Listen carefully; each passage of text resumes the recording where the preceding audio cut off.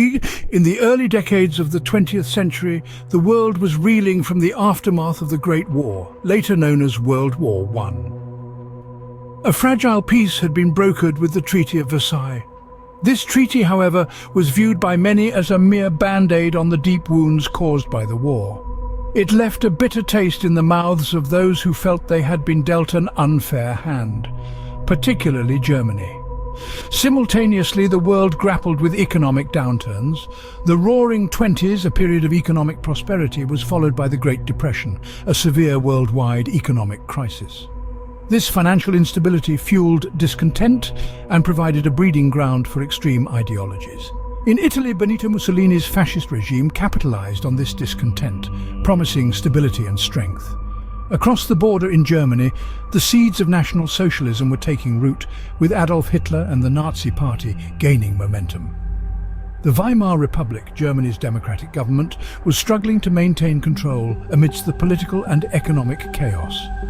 Meanwhile, across the Atlantic, the United States pursued a policy of non-intervention, focusing on domestic affairs while keeping a wary eye on the escalating tensions in Europe. As tensions rose and economic hardships persisted, the stage was set for another global conflict. The storm clouds were gathering, and it was only a matter of time before they would burst, plunging the world into the throes of what would become World War II.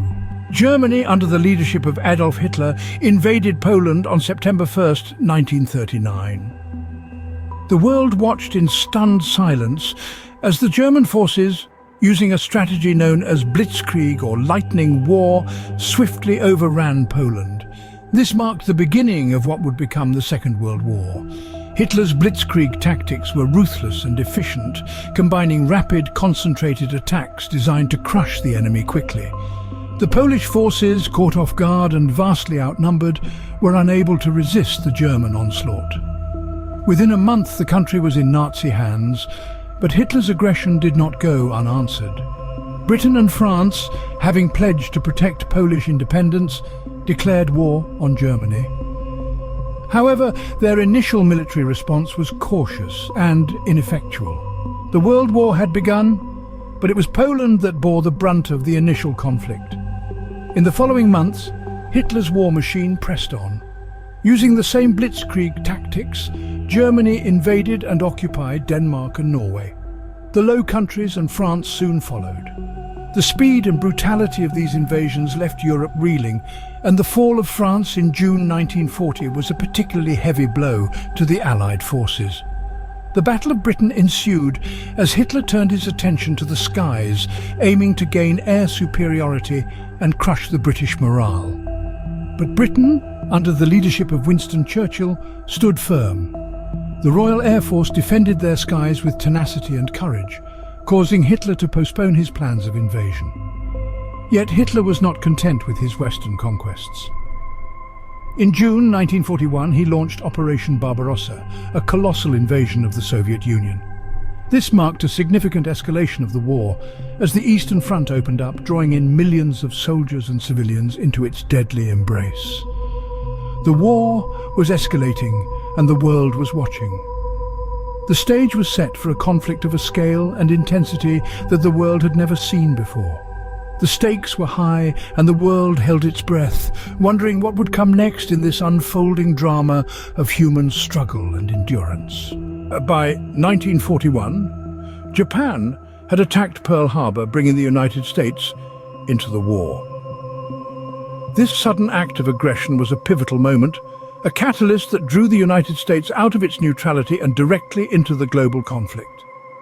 The entrance of the United States had a profound impact on the dynamics of the war. They brought with them a fresh, unscathed army and a robust industrial capacity that could keep supplying it. This was a game changer, a shift in the balance of power that would have far-reaching consequences. The Battle of Midway, fought in June 1942, was one of the first major turning points. The United States, with their superior intelligence and strategy, dealt a crippling blow to the Japanese Navy. This victory halted Japanese expansion in the Pacific and marked the beginning of a strategic offensive by the United States. As the tide began to turn in the Pacific, It also shifted in the Eastern Front with the Battle of Stalingrad, which took place between August 1942 and February 1943. It was a brutal and bloody struggle, but the Soviets' fierce resistance and the harsh Russian winter led to a catastrophic defeat for the German army. This was the first major defeat of Hitler's military, signaling a significant shift in momentum. The Normandy invasion, or D-Day, in June 1944, marked another pivotal moment. It was the largest seaborne invasion in history, led by the United States, Britain and Canada. This bold assault resulted in a successful breach of the German Atlantic Wall, opening a Western front in Europe. The invasion marked the beginning of the end for Hitler's Third Reich. These were the moments when the scales began to tilt.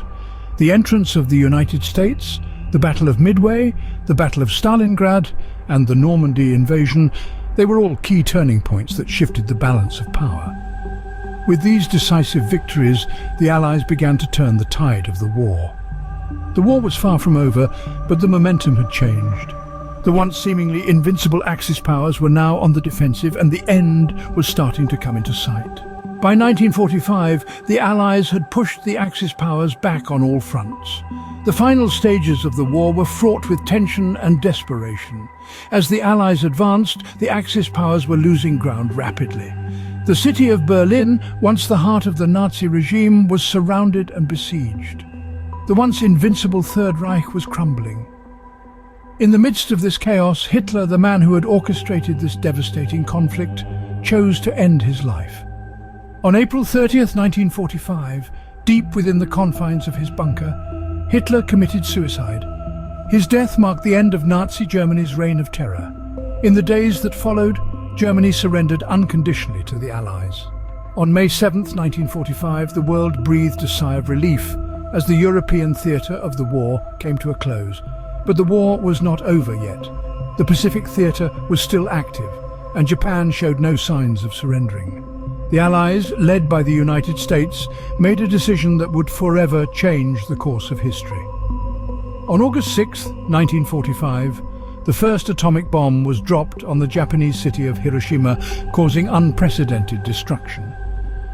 3 days later, a second bomb was dropped on Nagasaki.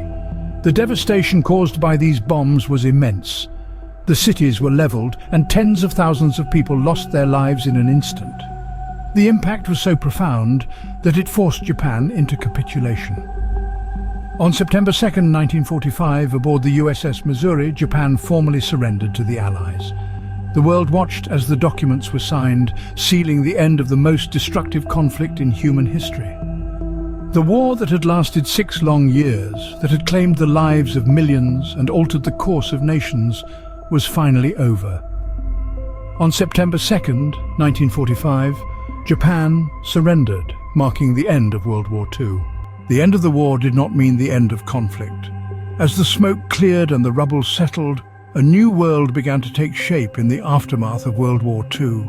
The global community, still reeling from the sheer magnitude of destruction, sought a way to prevent such a catastrophe from happening again. Thus the United Nations was born, a beacon of hope in a world scarred by war.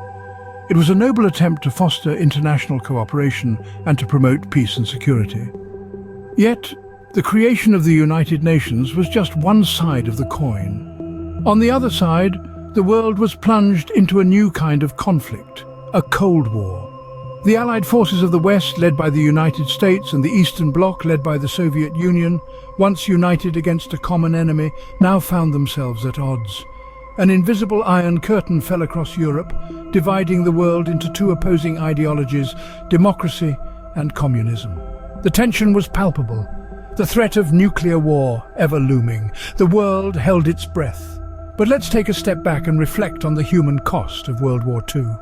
The war had claimed the lives of millions of people, soldiers and civilians alike.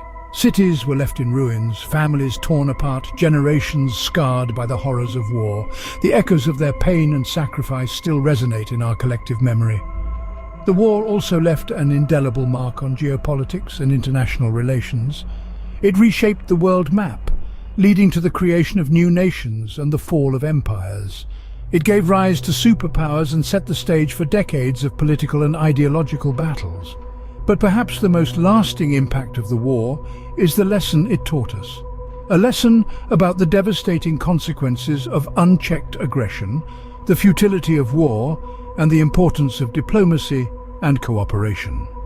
World War II was a dark chapter in human history, a grim reminder of the depths to which humanity can sink and the heights it can reach when united against a common foe. It's a chapter we must never forget, for in its pages lie the seeds of both our past mistakes and future triumphs. World War II changed the world forever. Its impacts still felt and its lessons still relevant today.